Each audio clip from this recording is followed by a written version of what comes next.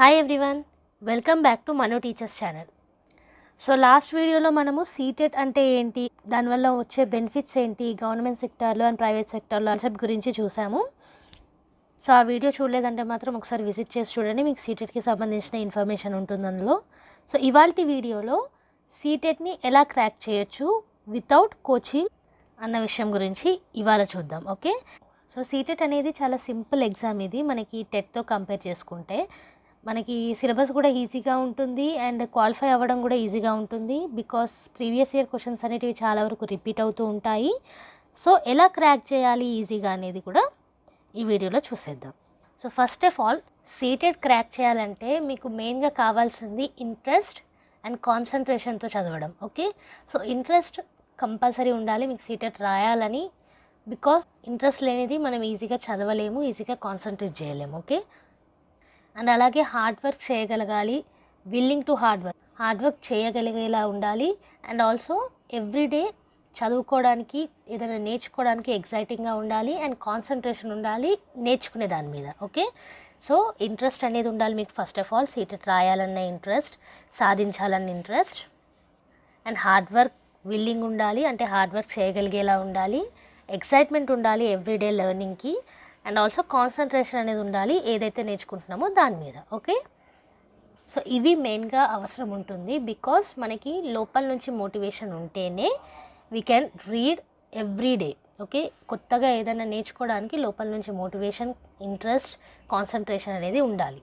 Then only we can be successful, ఏదైనా సాధించగలిగేలా ఉంటాము. అండ్ పాజిటివ్ యాటిట్యూడ్ తోటి కూడా ఉండాలి. ఓకే, వన్స్ మనకి క్వాలిఫై అవ్వాలన్న ఇంట్రెస్ట్ అండ్ కాన్సన్ట్రేషన్ వచ్చినాక ఆటోమేటిక్గా సీటెట్ అంటే ఏంటి, దానికి సంబంధించిన సిలబస్ ఏంటి, క్రైటీరియా ఏంటి, అసలు ఇంపార్టెన్స్ ఏంటి సీటెట్కి సంబంధించి, అండ్ ఎగ్జామ్ ప్యాటర్న్ ఏంటి అనేది మనం ఆటోమేటిక్గా తెలుసుకుంటూ వెళ్ళిపోతాం వన్స్ ఇంట్రెస్ట్ ఉంటే. ఓకే, సో అందుకే ఇంట్రెస్ట్ అనేది కంపల్సరీ మనకి సీటెట్ రాయడానికి కానీ, అండ్ ఆల్సో కాన్సన్ట్రేషన్ తోటి నేర్చుకోవడం అనేది తెలియాలి, హార్డ్ వర్క్ చేయగలగాలి. ఓకే, సో స్క్రీన్ మీద మెన్షన్ చేసిన ప్రతి ఒక్క ఆస్పెక్ట్ గురించి మనకి వీడియో అనేది అవైలబుల్ ఉంది మన టీచర్స్ ఛానల్లో. సీటెట్ అంటే ఏంటి, ఇంపార్టెన్స్ ఆఫ్ సీటెట్ అంటే ఏంటి, ఎలిజిబిలిటీ క్రైటీరియా ఏంటి సీటెట్కి, సిలబస్ ఏంటి సీటెట్కి, అలాగే ఎగ్జామ్ ప్యాటర్న్ అనేది ఎలా ఉంటుంది అనేది మొత్తం కూడా ఈచ్ అండ్ ఎవ్రీథింగ్ క్లియర్ ఎక్స్ప్లెనేషన్తో, తెలుగులో ఎక్స్ప్లెనేషన్ తోటి ఉన్నాయి వీడియోస్ మనకి. సో ఒకసారి ఛానల్ని విజిట్ చేస్తే మీకు కట్గా క్లియర్గా అర్థమైపోతుంది what is CTET, importance, eligibility criteria, syllabus, pattern and everything about CTET. Okay, so screen మీద మెన్షన్ చేసిన పాయింట్సే కాకుండా లాంగ్వేజెస్ గురించి, ఏ లాంగ్వేజెస్ సెలెక్ట్ చేసుకుంటే మనకు కరెక్ట్గా ఉంటుంది, పేపర్ 1లో ఏ లాంగ్వేజ్ తీసుకోవాలి, పేపర్ 2లో ఏ లాంగ్వేజ్ తీసుకోవాలి, లాంగ్వేజ్ 1గా ఏది సెలెక్ట్ చేసుకోవాలి, లాంగ్వేజ్ 2గా ఏది సెలెక్ట్ చేసుకోవాలి, అండ్ అప్లై ఎలా చేయాలి సీటెట్కి, అండ్ వెబ్సైట్ ఏంటి, and also Gmail, phone number, ఇవన్నీ కూడా కరెక్ట్గా ఇవ్వాలి అప్లై చేసేటప్పుడు. సో ఇవన్నీ కూడా మనకి ఎలా అప్లై చేయాలి, ఏంటి సీటెట్ అండ్ ఎవ్రీథింగ్ కూడా మనకి వీడియోస్ అనేటివి అవైలబుల్ ఉన్నాయి ఈ ఛానల్లో. కంపల్సరీ ఛానల్ని విజిట్ చేసి చూడండి, మీకు సీటెట్ గురించి ఫుల్ అవేర్నెస్ అనేది వచ్చేస్తుంది. ఓకే, సో ఫస్ట్ ఇంట్రెస్ట్, తర్వాత అవేర్నెస్ ఆఫ్ సీటెట్, అన్ని ఆస్పెక్ట్స్లలో చూడాలి సీటెట్ అంటే ఏంటో. అండ్ నెక్స్ట్ వన్ ఈస్ ఎలా ప్రిపేర్ అవ్వాలి. సో వన్స్ అప్లై చేసిన తర్వాత మనకి కావాల్సింది ఏంటి, ప్రిపరేషనే. సో ప్రిపరేషన్లో ప్రీవియస్ ఇయర్ క్వశ్చన్ పేపర్స్ అనేటివి చాలా వరకు యూజ్ అవుతాయి, చాలా వరకు హెల్ప్ కూడా అవుతాయి. Okay, so previous year question పేపర్స్లో మనకి మెయిన్గా ఏముంటాయి, బుక్స్ నుంచి వస్తుంది previous year question papers. By offline ద్వారా మీరు చదువుకోవాలనుకుంటే బుక్స్ తీసుకోవచ్చు, అంటే ప్రీవియస్ ఇయర్ బుక్స్ అనేటివి ఉంటాయి సీటెట్కి, previous year question paper books. So వాటిని పర్చేస్ చేసి చూసుకుంటే సరిపోతుంది. లేదా ఆన్లైన్లో మీరు చూస్తారు అని అంటే ఆన్లైన్ సోర్సెస్ కూడా అవైలబుల్ ఉన్నాయి previous year question papers. Okay, so CTET వెబ్సైట్లో కూడా మీకు ప్రీవియస్ ఇయర్ క్వశ్చన్ పేపర్స్ అనేటివి ఉంటాయి.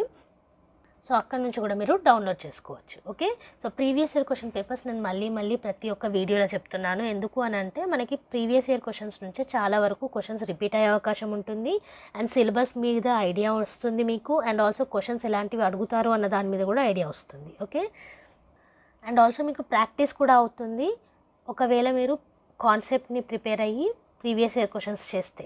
ఓకే, సో అందుకే ప్రిపరేషన్లో మీకు ప్రీవియస్ ఇయర్ క్వశ్చన్స్ అనేటివి చాలా వరకు యూజ్ అవుతాయి. కాబట్టి ఫస్ట్ మీరు ఇంట్రెస్ట్ అనేది ఉండాలి, నెక్స్ట్ సీటెట్ గురించి అవగాహన ఉండాలి, తర్వాత అప్లై చేసినాక ప్రీవియస్ ఇయర్ క్వశ్చన్ పేపర్స్ తోటి స్టార్ట్ చేయొచ్చు మీ ప్రిపరేషన్. అండ్ ప్రీవియస్ ఇయర్ క్వశ్చన్స్తో పాటు సిలబస్ రిలేటెడ్ బుక్స్ కూడా ఉండాలి మీ దగ్గర.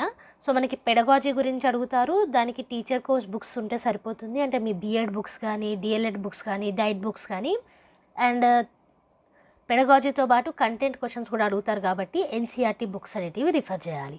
సో ఎన్సీఆర్టీ బుక్స్ మీ దగ్గర ఉంటే బెటర్, లేదు ఆఫ్లైన్లో మీ దగ్గర లేవు అని అంటే ఎన్సీఆర్టీకి సంబంధించిన బుక్స్ మీకు ఆన్లైన్లో కూడా రిఫర్ చేసుకోవచ్చు. సో అలా కూడా మీరు ఆన్లైన్ సోర్స్ నుంచి కూడా చూసుకోవచ్చు. ఓకే, సో మోస్ట్లీ మీరు ప్రీవియస్ ఇయర్ క్వశ్చన్స్ అనేటివి ఎక్కువగా చూసుకోవాలి.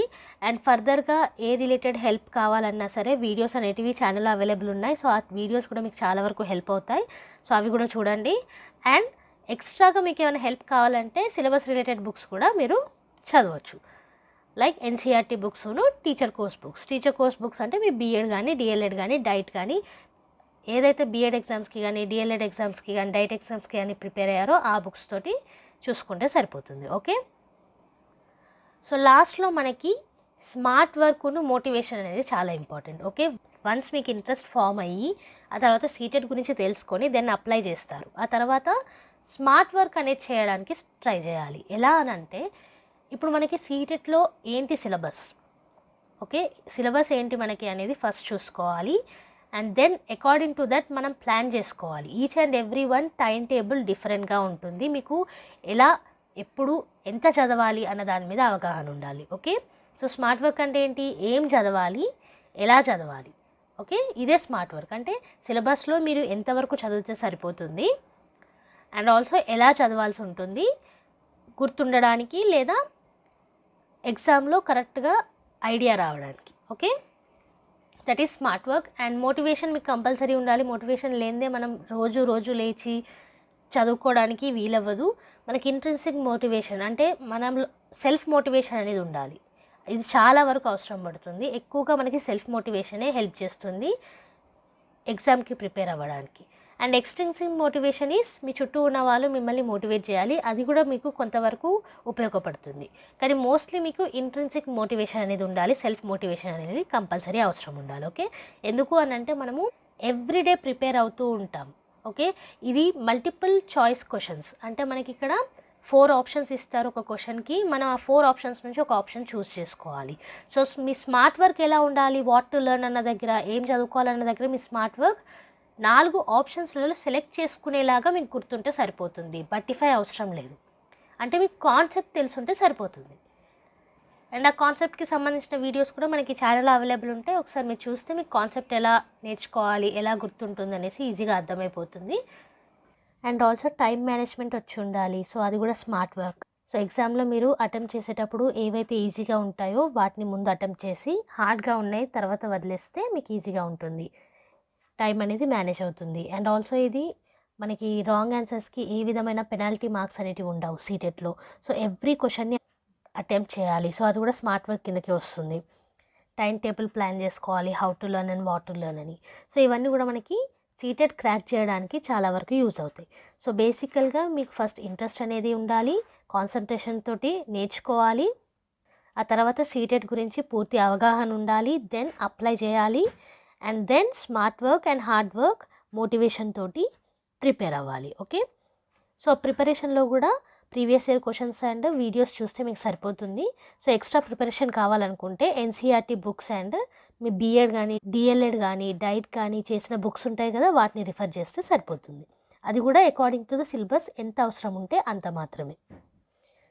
సో ఇలా మీరు సీటెట్ని ఈజీగా క్రాక్ చేయగలుగుతారు. అండ్ ఆల్సో సీటెట్ క్రాక్ చేయడానికి మనకి ఓన్లీ 90 మార్క్స్ అనేటివి జనరల్ వాళ్ళకి అవసరం పడుతుంది, అండ్ 82 మార్క్స్ అనేటివి ఓబీసీ క్యాండిడేట్స్కి అవసరం పడుతుంది.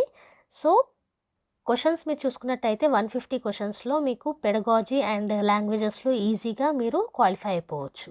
సో కంటెంట్ మీరు ఎక్కువగా చూసుకోకపోయినా క్వాలిఫై అవ్వచ్చు, బట్ కంటెంట్ చూసుకుంటే మార్క్స్ అనేటివి మీకు ఎక్కువగా వస్తాయి. So this is one kind of smart work. So ఇవన్నీ మీకు హెల్ప్ అవుతాయని అనుకుంటున్నాను. సో సీటెట్ అంటే ఏంటి, ఎలిజిబిలిటీ క్రైటీరియా ఏముండాలి, సిలబస్ ఏంటి, అండ్ సీటెట్కి సంబంధించిన లాంగ్వేజెస్ ఎలా సెలెక్ట్ చేసుకోవాలి, ఈచ్ అండ్ ఎవ్రీథింగ్ కూడా మనకి వీడియోస్ అనేటివి ఛానల్లో అవైలబుల్ ఉన్నాయి. ఒకసారి విజిట్ చేసి చూడండి.